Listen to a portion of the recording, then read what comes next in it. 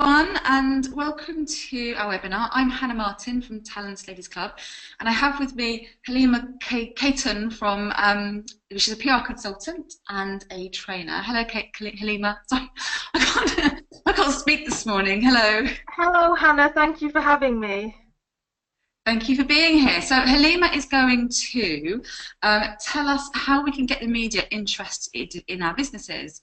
And I've had a few questions sent in already, but if anyone has any questions, you're very welcome to ask them during the webinar. There's a little question panel on the right-hand side. If you write your questions in there, after Halima's finished her presentation, I'll put them to Halima. So if you do have any questions you want to ask her, now you've got her here, which is an amazing opportunity, please do ask. But I'm just going to pass over to Halima now to do her presentation. Thank you. Thank you. Now, this is where I hope technology doesn't let me down. So I'm just going to flip to my slideshow and turn myself off, and then we can begin. So Okay. 1 second. Just going. Screen share. Yeah.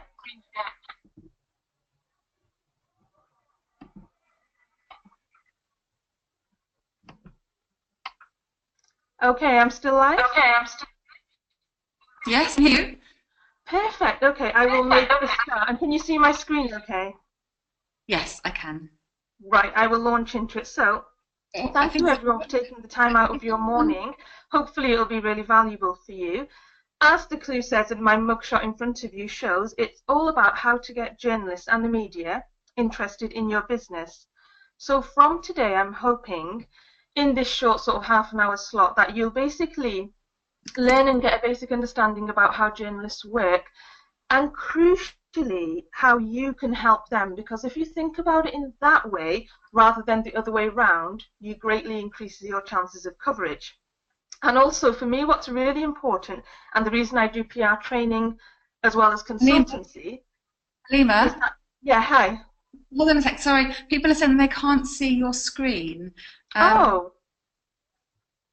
Should I do something from my end? Let me just have a look. Okay, try now. I've just. I'll show my screen. I'll go back to the beginning as well.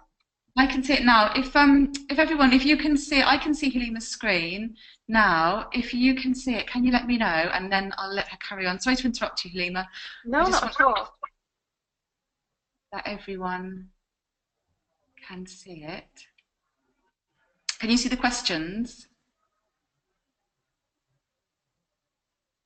Halima? Hi. Hello. Have a look on the right. Can you see the questions? Because I've made you presenter now. If you have a look at the questions. I can't, I'm afraid. Where would I be looking? Okay, don't worry. Yeah, I think people can see. So yes, please do carry on. Carry on. Okay, no worries. Take two. So again, welcome to the webinar on how to get journalists interested in your business. I'll be whittling through, but like I say, Hannah mentioned there's time at the end for questions. But what I'm really hoping in this quite short session we have is that we start on a journey, and basically you get to learn how journalists work and how crucially you can help them, because I think the most important thing is if you get into your mind that you're trying to help the journalist rather than the other way around, it increases your chances of coverage. And what's really important for me as a PR person who's worked in the industry for a decade and now does training is that I want you to realize that PR isn't this scary, dark, mysterious art that perhaps it's made out to be. It really needn't be that way. So the other thing is I really want to make sure that you receive advice and tips that you can action today to start on your publicity journey, because I think the other thing that's really important, and Hannah and I discussed this previously, is that when you're running your own business, another skill to learn, particularly something like PR, it sounds quite far away. It sounds like something that's really in depth, and it's, you know, a huge investment of your time and money, etc. And it really needn't be that way. There are practical things you can do now that will either get you coverage or get you on your way to getting coverage. So I wanted to start with some issues that have been cited by small business owners. So being, to all intents and purposes, I'm a startup and small business myself, and I'm around small businesses in my day-to-day working and networking. And these are the things that I've heard, and I wonder whether any of it resonates with yourselves. So firstly, when it comes to engaging the media, you wouldn't know where to start. You've tried to contact journalists, and it's come to nothing. You don't think the media will be interested in your business. Or a classic one, you know you need PR, but don't have the budget to hire a PR agency or pay advertising, which can be quite extortionate. And the major catch-22 that's faced by a lot of small businesses is that, you want to do PR, you know it's important and that it will really help, but you don't have the time to do it yourself, or you feel you don't have the time to do it yourself. So then what happens is it falls into the I'll do it later pile, and I'm sure many of you know, later doesn't necessarily happen.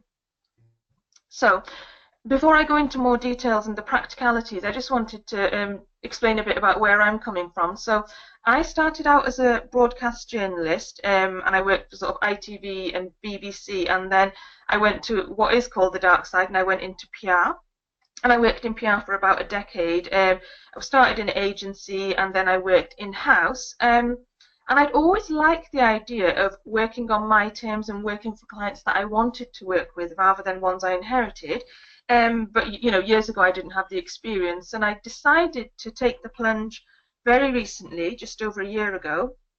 But it was what most people can describe as quite crazy, because I set up basically without any clients, because my last few roles were in-house, so I didn't have clients to take with me. And I live in London now, but I built my career in Manchester. So when I set up, I didn't have a big black book of contacts that I could draw upon either. So it really was a nerve-wracking start, and I'm sure many of you can relate in different businesses you've run. But essentially through blood, sweat, tears, hard work, tenacity, all of the above, and obviously doing my own PR, HK Communications, which is my consultancy, has grown and grown. But I had a little bit of an itch, because being a startup / small business myself, I'm being surrounded by startups and small businesses because I rent office space with other startups and I'm networking with them constantly. I thought, surely this is my audience, there's an audience here that I can help and I can work with. But if I'm honest, I kept coming against a brick wall, because I quickly realized that these startups, they didn't engage in PR. They'd either had a negative experience, or they couldn't afford it, or there was always something stopping them. And I thought, well, am I knocking on a closed door? What's going on? So I decided to do some research into the area, and this is what I realized. Basically, I did a survey and several focus groups, and basically the initial thing I found was that 62% of small businesses and startups that I interviewed wouldn't use a PR agency. Understandably, the main reason is cost. 71% would prefer to do their own PR, but interestingly, of those who tried, 44% found it difficult to engage journalists. 28% said it took a long time and effort to eventually get coverage, and only 28% felt they'd been successful doing their own PR. And to me, that's not enough. That's not good enough, because I think startups and small businesses are the lifeblood of our economy, and they have amazing stories. So to hear that only 28% felt confident about the PR they've done themselves just seems too low.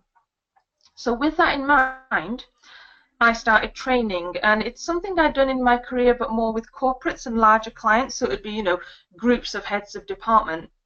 It was a whole new ballgame training startups and small businesses. So I did one-to-one, I did group training, workshops, webinars like this. And I think the interesting thing that came out for me was, I guess I was naive in assuming that, people that come to training will come with a specific reason. So they'll say something like, I've got in touch with this journalist and they're not interested, or something along those lines, like a specific problem. But a lot of people wanted to know PR from the beginning. A lot of people just said, what is PR? What can it do for me? Have I got time to do it? How does it work? So just to make sure for this session we're all on, the same playing field, as it were, I just wanted to go through very quickly some of the basics. So what PR can do for you and your business. A really big one is credibility, and look at the shameless plug, it's coverage of my own, but the reason I wanted to show this is I think it's really important because, so when I started in 2015, I said I'm going to set up HK Communications and do PR on my own terms, and I had 0 clients and very few contacts. It was hard, it's an uphill struggle, I didn't have a big brand behind me, and I thought I need to build my own credibility, and given the fact I do PR for a living, I've got the time now, with minus the clients, I've got the time to do some of my own. So I started reaching out. I'm not talking major publications. I reached out to my local media, Docklands and East London Advertiser. I reached out to Business Advice. I reached out to sort of the smaller publications that do speak to my audience. And what happened off the back of that was it helped hugely in boosting my credibility, because I went from sort of, Halima, who's just set up by herself, and she's not part of a big brand anymore, to actually Halima who's doing quite well. And it created that view, that the credibility that basically advertising cannot buy. And I remember on LinkedIn some of my old colleagues actually reaching out to me saying, oh, that's fantastic, it looks like you're doing really well. Because a general rule of thumb is, if you're featured in a publication, you must be doing okay for yourself. It's just a universal it's just a universal acknowledgement. So that really helped me in terms of credibility. Now, authority. If you've got a service, or if you want to be seen as a thought leader in your field, PR can really help. My client that you see here is a stress specialist, and basically she works with HR departments and she helps teams within corporates become more resilient. So be better equipped to deal with the stress that work throws at them. So as you can see, we've got a range of coverage, some HR titles. We also got her into City AM and Huffington Post, and all of them are along the themes of stress, and some of them are very, very practical. And the beauty of this, and I'm going to go into more detail shortly, is that we didn't actually have a new story, we didn't have a new product, we didn't have a new service, we just had her expertise. But that was enough to get us advisory articles like how to spot and manage stress in your workplace. And again, by being featured in these publications, Paula, who's my client, became an authority, someone who knows what she's talking about in her field. Now, I always have a little bit of a caveat with this, because promotion is a huge part of PR, but my caveat is that I think a lot of people think if they get into such and such a publication, it will change the shape of their business and the phone will be ringing off the hook. No PR person worth their salt would guarantee that, because the reality is it's a drip process. It does all of the above things I've mentioned, but it's not necessarily going to be a game changer on the first piece of coverage you get.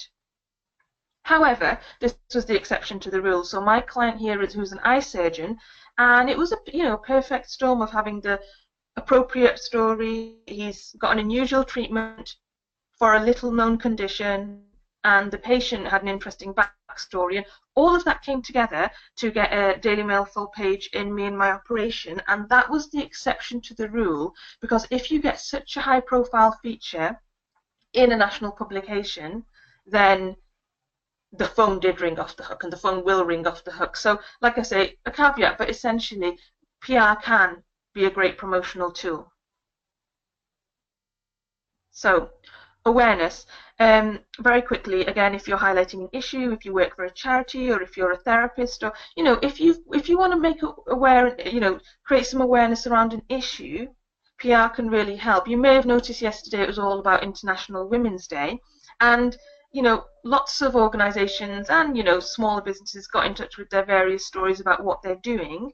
This example here was my client, who is KUK, and it's about spotting dementia signs, and it's how it's vital to getting help. So as you can see, there's awareness is really strong, especially if you can hook on to quite an important issue that's got the public consciousness. And SEO, a really important one, particularly nowadays with so many companies online. With SEO, if you essentially get your story in an online publication, a website, or an online version of a newspaper, if you get a link back from an authoritative site, it really helps your website go through the roof. Or even if you don't get a link back, because not all of them do, the fact that your name is mentioned, your business name is mentioned, really helps overall in your SEO efforts. So those are the kind of things that PR can do for you. A really important point, and I really want to stress this because you might think, well, that's great, but you've been working in PR for 10 years, so these things come easy to you. But all of that coverage was achieved through knowing what journalists want and giving it to them. These journalists that featured these stories, they weren't my buddies. I didn't do lunch with them. I didn't have them in my back pocket, which I think a lot of times people maybe think that. And to be honest, I think a lot of the PR industry is built on contacts books, and that's what puts small businesses off, because they think I'll never be able to do it. But the reality is, I fundamentally believe if you've got a good enough story, you can pitch to a journalist you've never spoken to before. And the reason I say that is because I've done it time and time again. I'm constantly introducing myself to new journalists on the merit of the story I've got to put forward. So basically, you can do PR for yourself.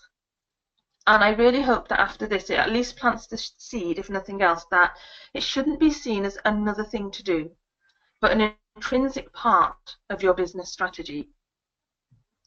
So you're probably thinking, that's great, how do I do it? So the first thing to start with is something called, I like to call a chain of command. When you think about this, I think it will really help out when you're trying to engage the media, or at least starting to get stories out there, because basically, think about it this way.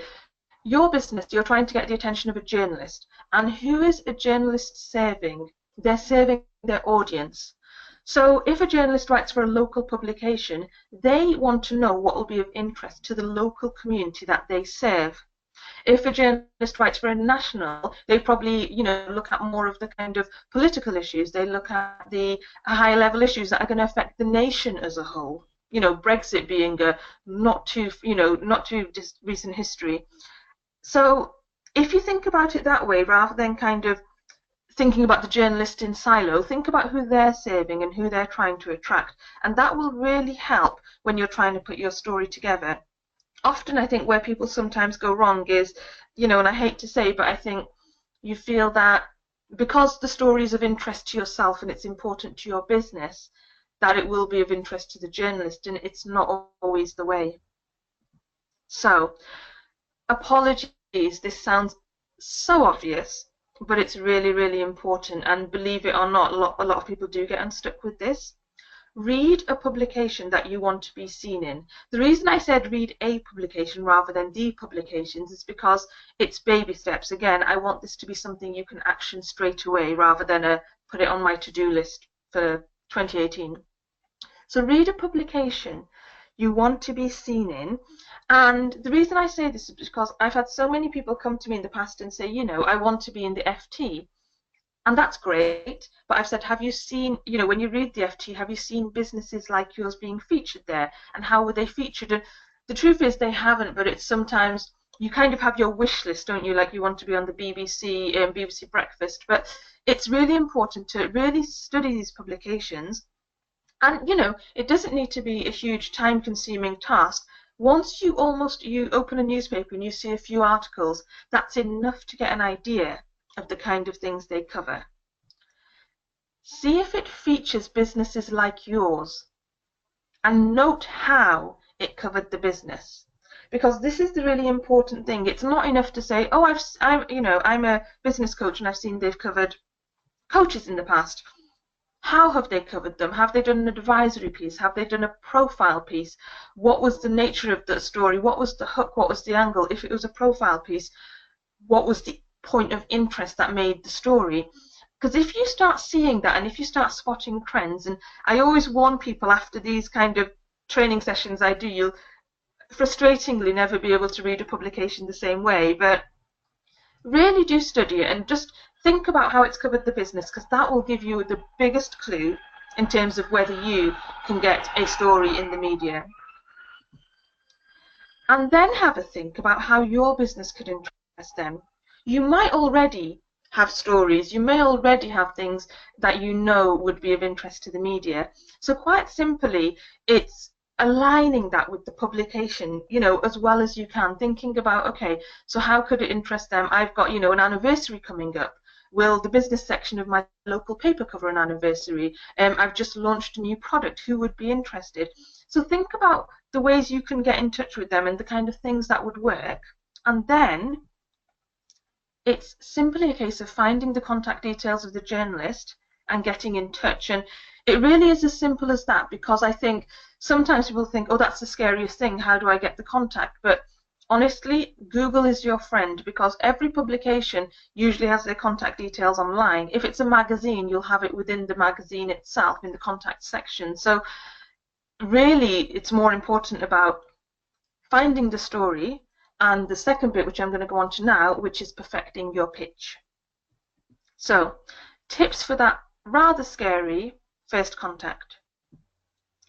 So if you call the journalist, and that might, some of you might be game for it, it might fill some of you with dread, but if you do decide to call a journalist, here's my kind of surefire way of making sure that you get that first tone right. Have your key points written down and ready in about 2 sentences. The reason I say that is because, and I've been there before and I've seen people be there before, you kind of have it in your head, you call the journalist, the adrenaline kicks into play, you're a little bit nervous and you might waffle and you miss the key points. So have a really concise 2-sentence kind of pitch ready, So we're celebrating our 10-year anniversary, we've hired 3 new members of staff, we're a business doing great for the community, would you be interested? Off the top of my head, that's an example. You've got your key points ready. Then ask the journalist if it's a good time to pitch.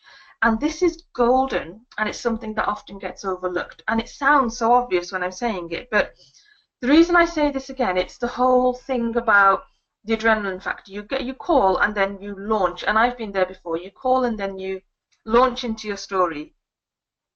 And you don't actually even know at this stage, if you, for example, you call a news desk and they answer the phone, you're like, hi, I've got this story. My name's Halima from HK Communications and I'm celebrating my 1-year anniversary. You might not even be talking to the right journalist. So, or it might be a terrible time. So firstly, you say, introduce yourself, say you've got a story they may be interested in, and ask them if it's a good time to pitch. And the beauty of that is, if they say no, then you can ask when's a better time, or you can drop them an email. If they say yes, you've automatically bought yourself an extra minute, because they're captive and they're ready and listening, and you know that it's a good time to start pitching to them. Give them the why. So this is the important thing, and I go back to the whole finding out how you can help them rather than the other way around. Give them a really compelling why they should cover your story. So, the example of an anniversary is, I've got an anniversary. It's not a sort of a pat on the back, but I've been in business for 10 years, and we've launched our product, and we've supported 10,000 people since we've started, and it's been really good for the community. Or it's been, if you've got a product that's more mainstream in consumer magazines, you're aiming to change the face of the industry. Give them the why, give them the compelling reason they should be interested. And then the days have gone where journalists have the time to sit and sort of get all the information over the phone, unless it's a really salacious kind of national story, which hopefully we don't have. So offer to send them more information, because then that's when you can get back to your email, you can write a press release, or if you're not sure about writing a press release, you can have some bullet points to send them. But the first contact is to make sure you've got their interest. If calling sounds far too scary, you can email the journalist, and it's again the same sort of thing, just in a slightly different order. So you've got your 2-sentence pitch already. You can write a brief 2-3-sentence pitch and you email it over. Again, you include the why. I always follow up by a phone call in a couple of days, because you never know, they received it. It could have got lost in the many hundred emails they get in their inbox. And yeah, it could just be that they've not had a chance to look at it, so it prompts them.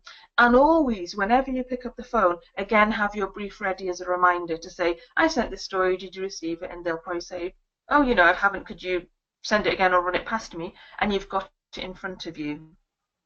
So it's not rocket science and it's not overly complicated, but that's kind of the way you can get their interest.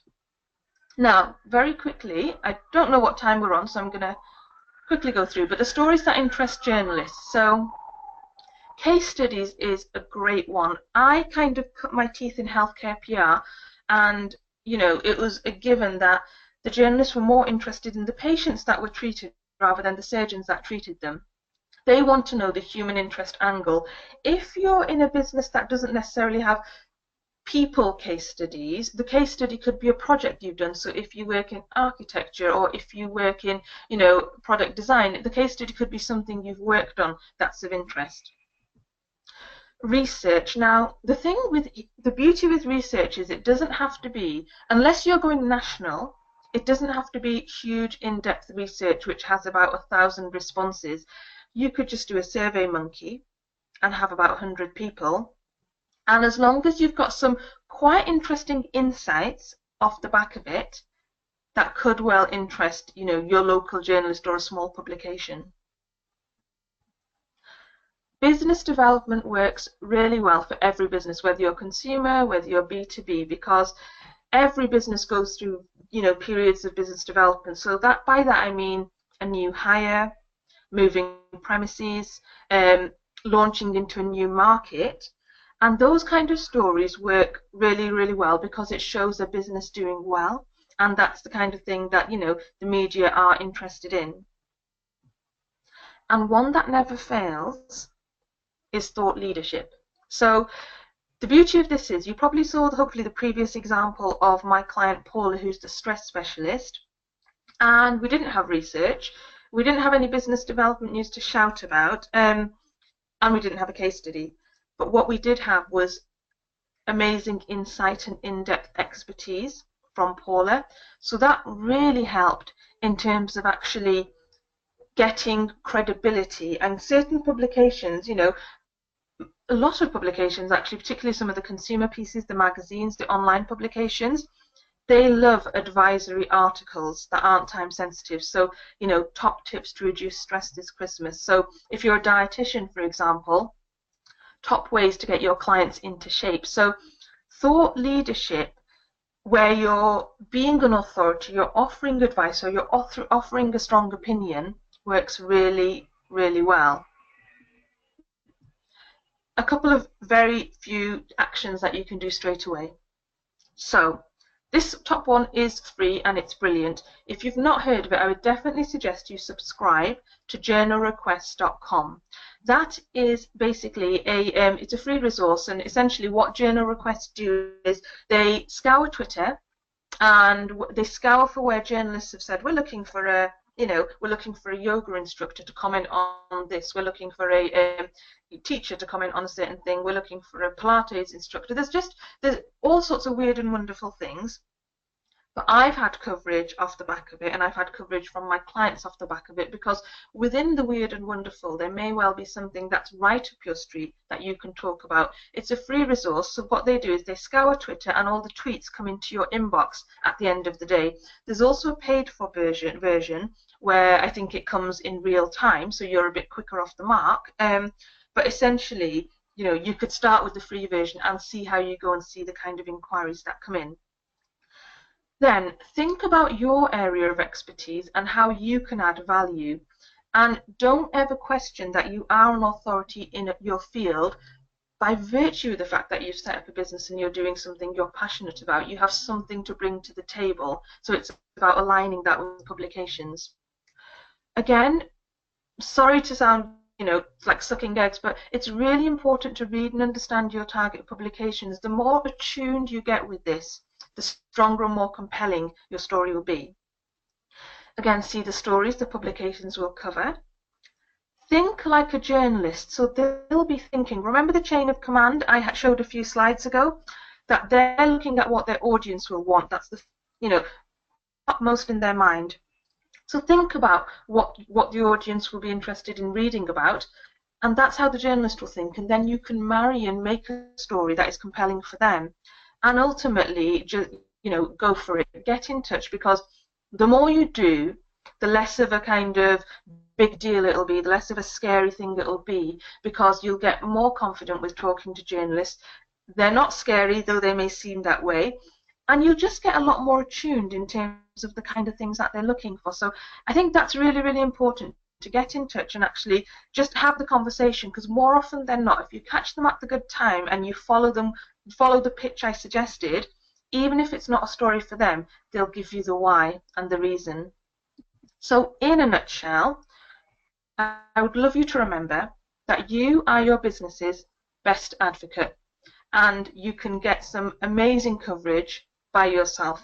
So I'm going to hand back to Hannah. I think Hannah's got some questions. But thank you. Hi, Halima, thank you very much. No, thank you. I'm just going to make myself presenter again so I can read the questions out. If you just give me a second. But that was great. I certainly learned so much in it. There we go. Okay. I know I crammed a lot in, so I hope that it was of value. No, it was. It was fantastic. I made plenty of notes, and I've got some questions here. So let me go to them. Lots of people saying yes, I can see the screen, which is which is good. So now finished the presentation. Jennifer said, I can see the slides, but not Halima. Is that right? Yes, that's fine. Although Halima, you're going to turn your camera on. The question. Yeah. There you go. Jennifer asked if she can get a copy of the slides. I don't know if that's possible. Is that possible? That's fine. I can send it. I can share it with you. Brilliant. Okay. Well, yeah, I've got a copy of them, so I'll send this out to people. Brilliant. Thanks, Halima. Says Laura. Soraya says, "Hello. I have a question. How exactly did you pitch Paula your stress expert? Did you just ring up and say, I've got a stress expert, and that was it? Thank you." If only. No, so the best way when you're pitching thought leadership and something quite speculative is, I worked with Paula and said, okay, what kind of things can we talk about? So I'll look at, what kind of areas that Paula's quite strong in. So with your own business, you'll know what you're comfortable talking about, and often it's in your day-to-day running of the business, you're sharing your expertise. So then we shortlisted a couple of topics, and then we made a decision depending on the publication. So City AM, they don't want 4 bullet points of different things and they can pick and choose. They want us to come to them with a really strong, compelling story. So we came with the whole idea of city business workers are the most stressed and employers need to do something about it. So it was a really strong call to action. With the Huffington Post piece, it was perfect because it was the build up to Christmas, and Paula had done a lot around reducing stress during the Christmas period, because I think the mums in the household, it's a lot of fun for everyone, but I think they do get the brunt of it with all the preparations. And for some other publications, like the likes of HR Review, it was an introduction saying if you need someone to talk about how to reduce stress in the workplace, how men and women deal with stress differently. It's that's the kind of way we went forward. So it's not enough to say, hi, this is my name is Halima and I write about PR if you ever need somebody. It's always good to give them a few options and give them a few suggestions that they can work with, because the thing is, journalists don't have time, and there's a danger that they'll kind of put you in a pile of, okay, if we need you, and they'll never sort of ever use your details. So it's really good to have a short list of areas you're really strong in that would be of interest. That's really good. And actually, I noticed with the examples you gave there that they all had a benefit to readers in it. So yes. It wasn't just, I can tell you about stress, but it was, I can make your employees more productive, or, Christmas will be more enjoyable. So that actually, because I guess the newspaper or magazine are also thinking, are our readers going to be interested in this? Ultimately. Absolutely. It's the chain of command again. It's that whole thing about the journalists will want to know what value you're adding to the readers. And the reason I love thought leadership so much, and I feel like almost it warrants a session on that in itself, is because you don't need a story, but the beautiful double whammy is it's not a story that's saying I'm good and I've developed and I've hired staff and stuff, which are great and they absolutely have their place. But with thought leadership, you're almost showcasing, demoing your expertise for free in front of the audience and telling them through helping them, showing them what you do. So I just think it's such a great opportunity for businesses to do that, particularly small businesses who might not have these kind of hold the front page stories, which a lot of us don't. Okay, brilliant. And Cara asks, what kind of thought leadership has been most successful for your clients? Oh, interesting. Well, so the Paula's one was a really good one. I've got another example of a client where she did thought leadership around how to write a business plan. And the interesting thing with that was quite often, I mentioned this about the SEO, and I didn't touch upon it enough, but sometimes it's not just getting the PR coverage, it's what you do with it afterwards. So when you put it on your LinkedIn, you put it in your newsletter, you use it, you put as featured in at the end of your email. And I remember this client having the conversation and saying that she had sent this in her newsletter. So the piece was in the Telegraph Connect and she sent it in a newsletter, and it was only from the newsletter that, she's got a list of however many people, and somebody got in touch and said, I sent that piece to my daughter because she's looking at, developing her business, and that daughter became a client. So it's kind of amazing how it can work on so many more layers, and it's not just about, I would advise to anybody, once you get the coverage, don't just think, pat on the back, feet up, actually use it for all it's worth in all your different channels. And I guess, part of like the whole marketing journey is that we sometimes think people just find out about us and buy, but actually people need to go on a journey of education about us before they can start buying.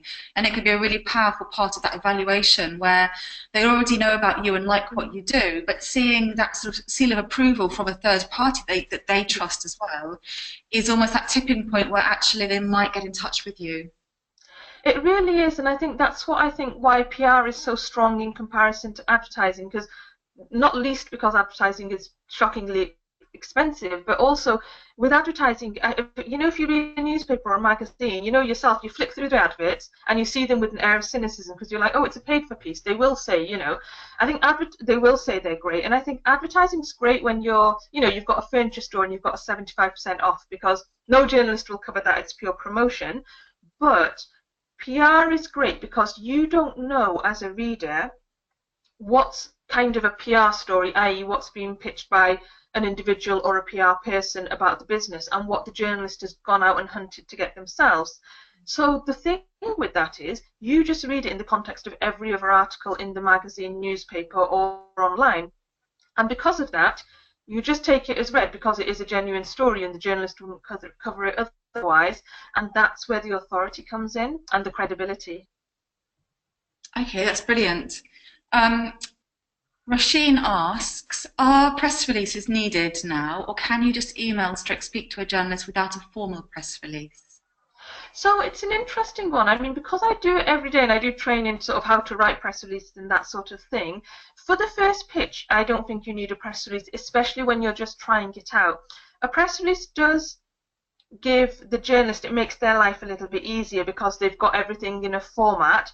But what I would advise to you is don't let the thought of a press release cripple you and debilitate you so that you don't end up doing PR for yourself. But because I think a lot of journalists, they will understand that if you're calling up as a business, you're not necessarily going to have a perfectly crafted press release ready because it's not what you do day to day. So the best thing is pitching, having your key points ready, and then when they ask for a follow-up, then you've almost bought their kind of you've bought their attention, you've bought their interest, and they're going to expect your email. So then when you do send maybe some bullet points or a paragraph or however you want to position it, it's a lot better received because you've already pitched the idea to them.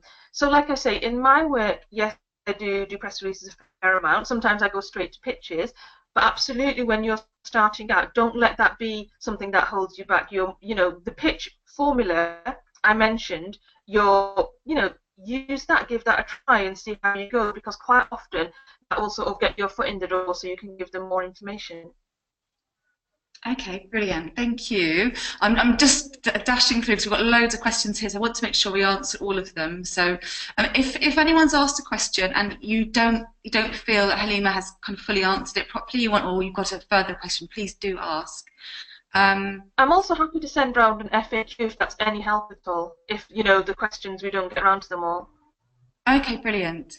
So Sophie asks, how would you promote yourself if you have a product rather than a service? How would you promote yourself or your product? No, if you have a product, so your business is product based rather than service based. I mean, it's the same sort of thing because it's actually the thing is products are sometimes easier for certain publications. Say, for example, you've got a consumer product, so you've got something maybe for babies, or you're launching a new product for baby feeding. As off the top of my head, you can then go to the magazines and you can again, it's the same formula. You introduce yourself, you talk about your product maybe rather than yourself.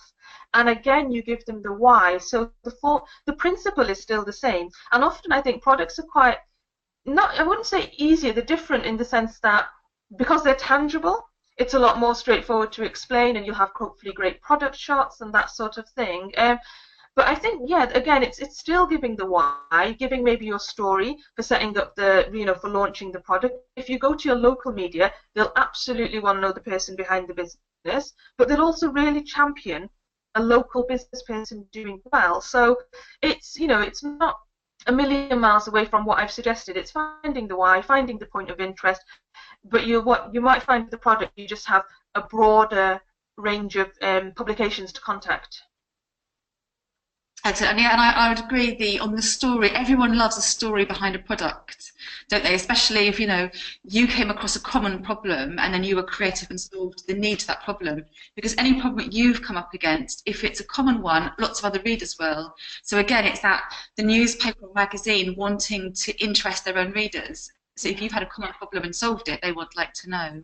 I think also the thing it's important to mention, which I hadn't in the presentation, is it's not there's not a one size fits all. That's really important. So say, for example, you're going to a consumer magazine, they'll be more interested in the product. If you've got a women's product, if you've got a problem, a product for children, whatever it is, they'll want to know about the product. If you're going to a business publication, they'll want to know about the business, so why you've chose to launch it, what it's going to do, and a bit about you. If you're going to local media, exactly as Hannah says, they will want to know all about the backstory. So again, it comes down to reading the publication you want to target and seeing how it works, because some publications you probably see, excuse me, some magazines, they'll just have like a little, like the Daily Mail do a lot, it'll be like top 5 dehumidifiers or something, and it'll literally just be the product, and that will be a business having sent the product over to them for them to test. So there's lots of different ways. So familiarizing yourself is really the biggest takeaway, I think. Okay, brilliant. Thank you. Gemisola, sorry if I'm really sorry if I pronounced your name incorrectly. But she said, thank you very much. That was really insightful. My business is very niche. I teach Yoruba language to children. How can I pitch to bigger media outlets? Could you say that again, please? The language Yes. teachers?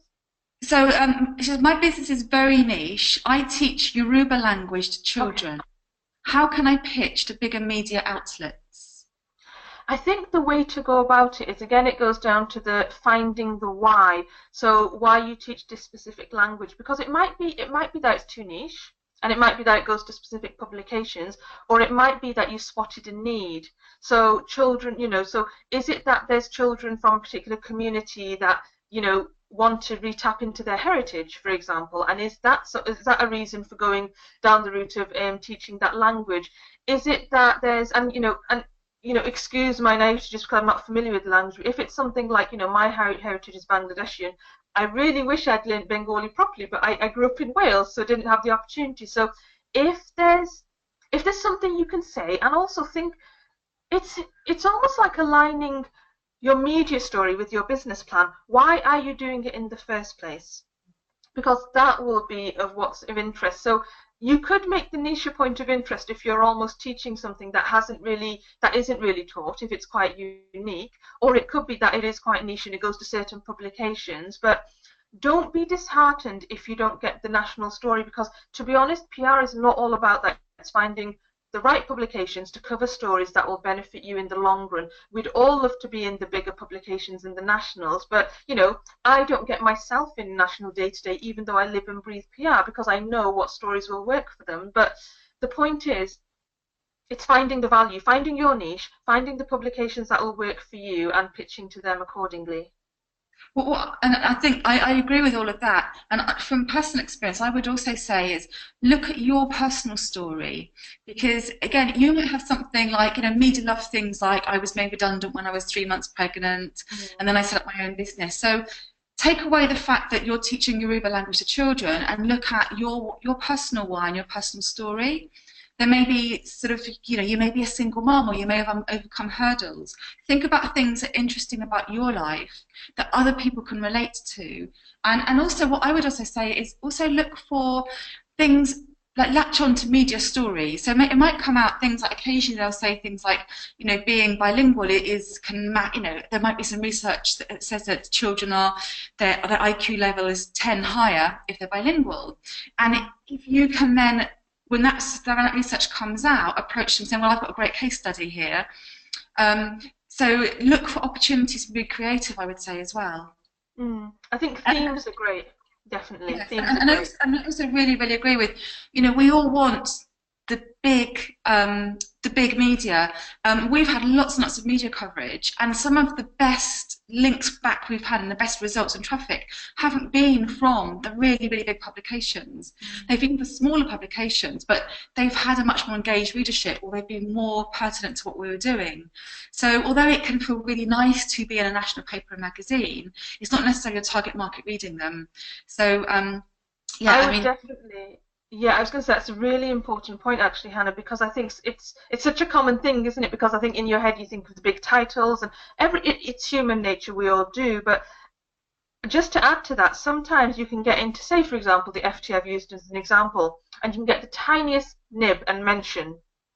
And it sounds great to say I've been featured in the FT, of course it does. But the reality is, sometimes a smaller publication will do a whole thought leadership piece or a full article on you. So again, it's just don't be too bedazzled by the nationals, because sometimes just look at the stories they're covering, because one of my friends is a BBC journalist and he works in he's a health reporter. And I constantly wanted to get stories to him, but he was covering Zika virus and huge, huge issues. So my private hospital, that was very commercial, didn't make the mark, but equally, it's not the audience. So yeah, I think don't dismiss the smaller publications, because sometimes they'll do you a great service and really showcase your brand. And again, I'm really sorry if I mispronounced your name, but Gemisola says thank you, and she agrees everything. And I would just like to say we love sharing stories of women starting fantastic businesses. So you're very, very welcome to email me. It's hannah@talentsaviorsclub.com, and I'd love to share the story of your business. So there you go. We're not necessarily a big national newspaper, but I'd love to share your story. And Soraya says, thanks, very helpful.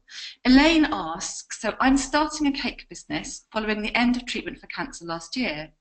While I would be happy to use this to pitch my business to journalists, I wouldn't want the human interest story to overtake the business. What would be the best way of pitching? I think that's a really good question.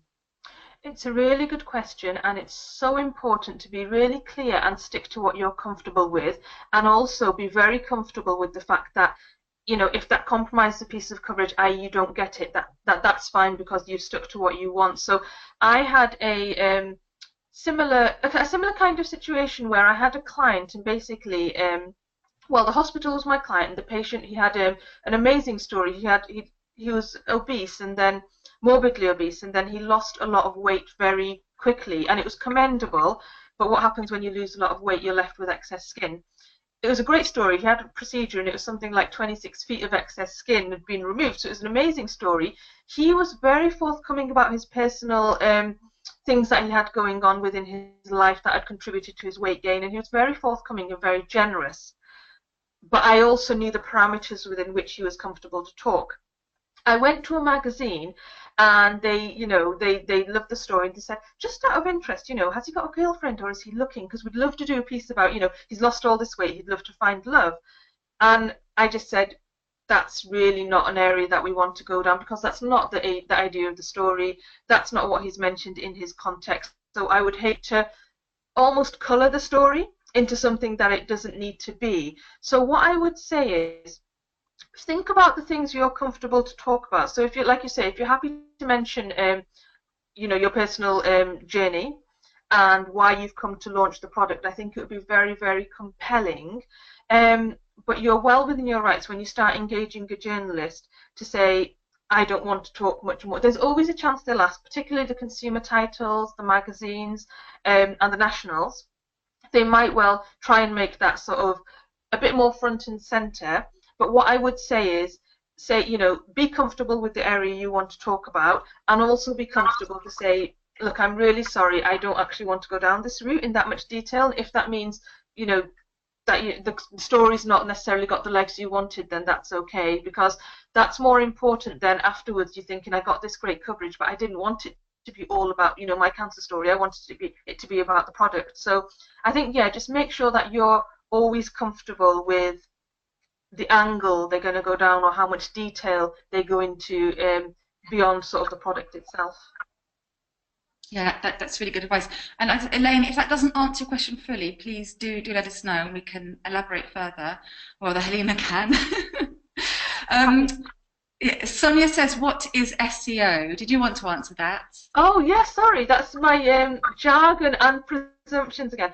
Okay, SEO is search engine optimization, and in human terms, that basically means it's how you rank within Google. And Google use this, it's called search engine optimization. They use it to basically put you high. So there's certain things you can do. So if, for example, you've got your business website, if you're featured in other publications and then they have a link to your publication, that helps with your SEO. And in the sort of crudest sense of the term, it just means it helps contribute towards you getting more prominence when someone searches you within Google, or someone searches your key area within Google. So PR really, really helps with that, because when you get into certain publications, Google ranks publications in terms of authority. So your local newspaper, or the Daily Mail, for example, they'll have a certain authority, whereas blogs might have less authority, for, just as an example. So, media publications, they really stand out in terms of authority. So if you get into them, it will help with your search engine optimization, and basically it will help with your rankings within Google. So I hope that explained it. I think SEO is one of those things that people get really confused about and can seem really complex. Basically, if you think about it, as Google wants to make sure that if you Google something like chocolate bars, that the most relevant and best results come up to the top. So the best websites on that search come to the top. And it looks for clues, and things it looks for is, do you have lots of content about that? That's your keywords. Is your website current? So you need to update it regularly, because you might have built a website 10 years ago and you might have gone out of business. And if it puts you at #1, it's not going to be any good to people looking. And also it's about reputation, which is what Halima's talking about. So if other people are talking about you and linking to your site, it must mean your site's good. It's a clue. And also if those people have got a great reputation themselves and they link to you, then even more so. So it's really very simple. It's the little things that you can do that tell Google that they should put your website higher up the list if someone searches for something. And if you go to our site and search for SEO, I've got quite a few articles on there that sort of explain what it is. That might help you. So Mark says, hi Halima, how many times do you recommend approaching journalists with different stories for your business? We offer a service where residential homeowners can book and pay for a local window cleaner. So it's kind of like Uber for window cleaning, he says. And could issue a story depending on what's happening at the current time. For example, International Women's Day yesterday, or National Spring Cleaning Week. Thank you, Louise. Oh, sorry, you've come up as Mark, but it's Louise asking. So Louise asks, how many times do you recommend approaching journalists with different stories for your business? Okay, it's an interesting one. So there's not really a hard and fast rule, but I can tell you what I sort of feel to be best practice. What I would say is the same journalist, you don't really want to be approaching them. I always find sort of twice a month, 3 times a month gets a bit much because you can oversaturate, and there's only so much they're going to want to cover the same business again and again and again as well. However, when you've got a portfolio, and this is why it's so important as well, don't just think of one publication. I know I mentioned when you start, read a publication to make a start, but eventually as you get into the swing of doing PR for yourself and hopefully you get brilliant results, you'll have a portfolio. So your business, the fact that it's Uber for Windows, you'll have a business story there, and that'll be for the business publications as you develop. You might have local stories in different localities because of the way where you're serving, so you're launching in a particular area. Again, different journalists for different publications. You might have the reason behind your story, which is the personal human interest story. So before you know it, you've got a plethora of journalists you can contact. So what I would say is, for each journalist, I wouldn't oversaturate. So I would say any more than twice a month is too much. Once a month, I'd say, is optimum. And I would say, but equally within that, you could get 5 pieces of coverage a month, for example, if you're targeting different journalists. But also just make sure that, when you've got lots of stories at your disposal, focus on the strong stories, because the danger is you can almost, it could become a full-time job. And what I'm trying to sort of get across and teach here is that it's something that really helps and is part of your business strategy, but doesn't overtake the running of the business itself, which is easily done when you start getting great coverage. It gets a little bit addictive, but yeah, I would say keep it once a month per journalist is ideal, and you can target multiple journalists. Brilliant. Does that, Louise, if that doesn't answer your question, please do say. And Kiara says, thank you. I have to apologise, I have to leave the webinar, but I want to thank you. I found it very useful. Oh, thank you. And Sonia says, thank you about the SEO question. If anyone's got any last minute questions, please do ask. I've just got a couple that people have emailed in. One lady asked, do I need to write magazine articles myself to get noticed? Not necessarily, no. So like I mentioned when I was doing the presentation, initially it's pitching, because one thing I will caution is the world of journalism has slightly changed in that I more and more find that journalists often take my press release and, to be honest, use it word for word, just because they don't have time like they used to craft and, almost reproduce sort of different original content. So what I would say is, no, you don't have to write an article, because depending on the publication, they'll be more hands-on. So to give you an example, the Daily Mail story I showed you in the presentation, even though I'd beautifully crafted a case study, they didn't use my case study word for word, because basically they would get in trouble. They have to verify that I'm telling the truth. They have to speak to the case study themselves, get their own angle, speak to the consultant, get their own, insight, and then write the story. So nationals tend to write it in their own words, but they'll use some of the information you've given. When you go to magazines, it's also similar, because they'll have different word counts, different segments. They might have a very snippety section, or they might have a more detailed case study. Local media, I would say, are the ones that tend to use, in my experience, stories more word for word. But absolutely, I would always say pitch before you pick up a pen and start writing anything in detail, because you want to know you've secured their interest. And once you've secured their interest, they might say, oh, could you give us 500 words on this, or could we talk to you over the phone, or could you give us a bullet point, some bullet points. But until you've pitched and until you've secured their interest, you don't want to be in a position where you may have wasted your time just crafting an article and it's not hit the mark. So I hope that helps. Brilliant. I've got one more question here, but I've got a couple who've asked online again. So Soraya asks, do you pitch a story to a publication one at a time, i.e. as an exclusive, or would you send a pitch to several publications at the same time and see who bites, or does it depend on the story? And actually, this is another question we had written in, so obviously it's something people do think about. It's really important, and the answer is it depends. So what I tend to do is, one thing that's really important is, when you're pitching to each publication, treat them like an individual. So yourself, when you get an email and it's a blanket email and it's a hi send, it's to 100 other people, what happens? You delete it and never look at it again. Journalists are the same, so pitch to them individually, but I don't do exclusives unless, I might give them an exclusive angle. So recently I've been pitching some thought leadership topics, And what I've said to them is I've got in touch with individual journalists and said, we'd love to give you, an exclusive angle on this, and I will write for that publication. Thought leadership tends to work quite well that way, but the nature of it is once you've got that basic information, absolutely you can tweak it slightly and it can, work perfectly well elsewhere. Press releases, when it's a dare I say run of the mill, when it's not kind of really strong case study I'm pitching nationally, I don't go down the exclusive route because I just think journalists understand sometimes. I pitch them individually, but I don't say it's yours, it's an exclusive. Journalists tend to understand that basically that story might be featured elsewhere, but if it's of interest enough to them, they don't mind. And I'm sure you've seen yourselves when you look at maybe nationals or certain publications that the same story might appear in a few different publications written in different ways.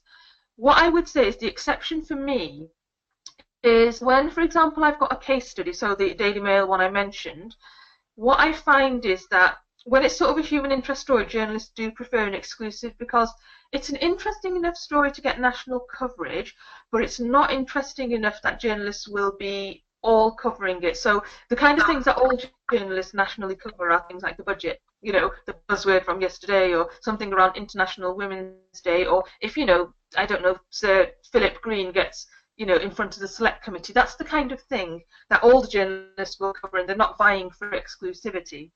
When it's a case study, it's better to pitch it, I find, exclusively to one publication because it makes them more interested in wanting to cover the story. So that's when I'd go down the exclusive route, but generally, you're absolutely fine to send one press release. If you're going down the local route, you're fine to send one press release to a couple of outlets.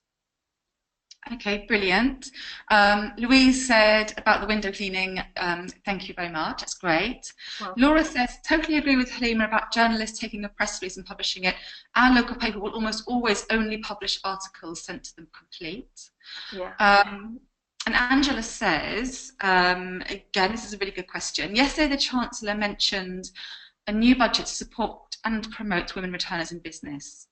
From a PR point of view, how can an individual person looking for a new opportunity use this story to benefit their objectives?